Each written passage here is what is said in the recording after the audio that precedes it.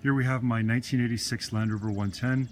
I've owned this about 11 years and done a lot of things to it, obviously, so I thought the best way to just go through it front to back is with a video. So, start at the beginning, I guess. I do have a winch for it. The winch motor is dead at the moment. I can get a new winch motor, but there is a winch. Winch is wired with dual battery in the under the seat, with a National Luna battery isolator and a master cutoff switch for that. And as you can see, it's got a bit of a lift. I have the other of those and the one for the back. They're just in the garage. It's got heavy duty radius arms. The chassis is just really nice. Like it's basically, I'm not gonna say no rust, but I mean it's basically rust free. It's very, very solid. And you can see the like even these outriggers are just, you know, they're just good. The bulkhead is galvanized. Put it on a few years ago. So when I galvanized the bulkhead, I also galvanized the roll cage, which I got from Whitbread, I don't remember, in the UK. And I also galvanized the rear ladder and the trailer hitch. So what else can I say about the outside? The main thing about this truck is it doesn't look pretty, you know. Some of them you get, you know, they look really nice. This one's a very, very solid engine, transmission. I had the transmission rebuilt over the winter. All that stuff is just like, it's just great. I spent quite a bit of money last year going over the electricals, brakes, all the safety stuff like that, steering. So it's a get in and drive kind of truck. You may want to give it a paint job if you're into that sort of thing.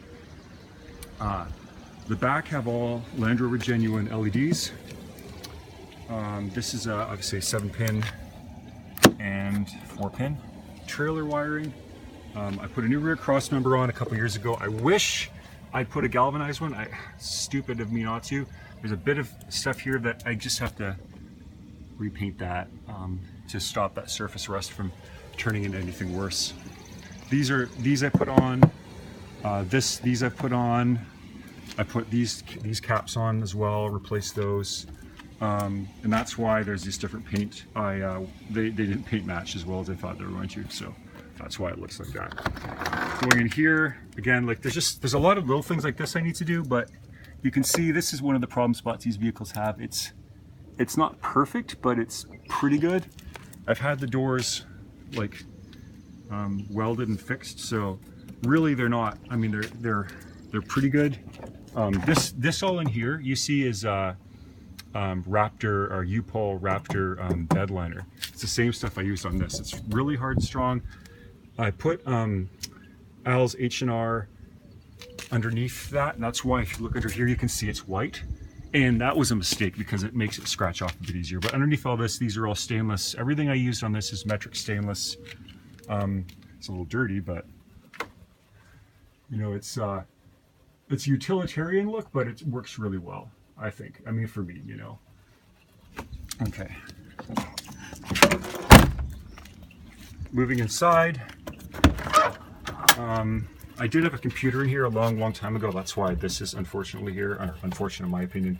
These are seats out of a Saab 9000. So comfortable. I'm 6'4", so I like the extra headrest. It does need to go get some sewing done. I've been meaning to do that. Hopefully I'll get that done before it sells. Same thing with this. It's got a electric fan in the front, and there's a cutoff here and everything. This is for the I've got a compressor in the back, and I had a tank plumbed in. It's not plumbed in right now, but if you wanted to put the tank back in, there's a air compressor pressure gauge there. Trailer brake system. Oh, I do have this in the room. I just have to put it back on with the rest of the trim. What else to say about the interior? I don't know. Oh, and whatever this is called, this molding, this mat, I have one of those, which is quite nice. Again, under here, this is all, you know, redone. As you can see, stainless everywhere. Well, okay, not everywhere, but almost everywhere. So yeah, door cards, they're a little tatty in places, just from the occasionally this getting slammed in. You could use a new one of these, I suppose. That's annoying. That just started recently, but when you close the door, that happens, which I get really bugged about, but there you go. Let's open the, actually let's turn it on first and we'll open the hood later. Okay, this has got a 200 TDI in it. This here, I do have the trim pieces. You'll see a lot of trim pieces missing. I basically have everything. I'm actually going to make a custom piece for this, or get a custom piece made by a welder. I've got a date with the welder, I just have to do it. This is brand new, I mean brand new. So here as well, the welder, I'm going to get him to fix that in the door. This door will close better. You can see right now that it just isn't quite, you can see that. So I'm hoping to get that fixed. All right, it's about 5 degrees out. I have had this truck sitting since last night. So it's a cold start. Let's start it up. Oh, so this, this thing I think is like $100, and it's you can see the glow plug light is not coming on. That's just because the circuit is, it just needs a new one. Okay, here we go. Starting.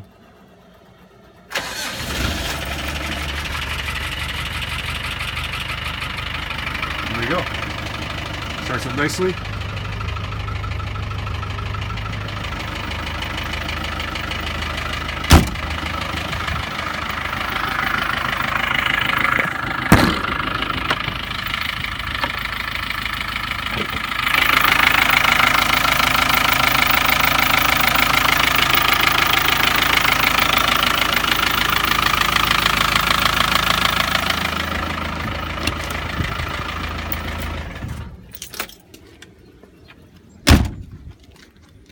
All right, so there's the electrical wiring for the fan. This fan's out of like a V6 GM product, so if it ever packed it in, it's easy to find a replacement. Turbocharger I had rebuilt a few years ago with a slightly more aggressive geometry, so it should theoretically push a bit more air. Whether you'll notice it or not, I don't know. I've had the engine apart once. I got water in it. If you look under the air breather, there's actually a hole some idiot cut in the bottom of it. At least, I don't know. I've never seen another one like that. Didn't know it was there. Again, welder date. It's going to be covered up. Normally I have it covered, but I'm going to have it properly covered, and then this snorkel will actually work. So I've had the engine apart once and went over it at that point. New clutch and all that a few years ago. The engine, honestly, it's a dream. This engine, the 200 TDI, is just beautiful. And like I say, the turbo's been rebuilt, so you shouldn't have any issues with that. You might want to put a new timing belt in just to be safe, because it's been a few years. You can see here all the electrical wiring the guy did last year, the Land Rover specialist. He did extensive rewiring on this, so actually it's going to be one of the truck's strong points. Probably is the wiring. You shouldn't have any problems with it, no guarantees, but I'm pretty happy with it.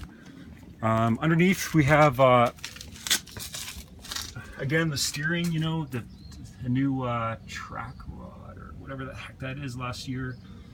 I don't know what to say. I'm sure as soon as I hang up I'm going to think of all the other things I could have said. Oh yeah, that's one of them.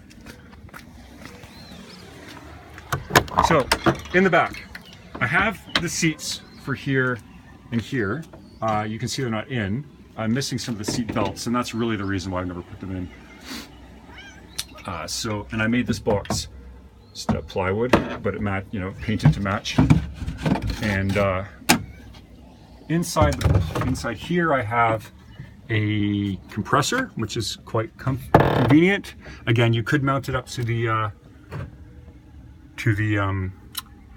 tank I had. Got a little tiny inverter, fuse block, etc., etc. You can kind of see in there, you know, how everything works. I do have a. I'm not going to show them to you because it's a secret, but I have a master cutoff switch for the whole truck for security and for safety, for fire suppression and that sort of thing. And I have an extra one for the secondary battery or the winch, depending on how you want to wire it up. So I don't know what's, yeah, I think that's about it. If you're actually still watching after 10 minutes, thank you for your time, and text or call me.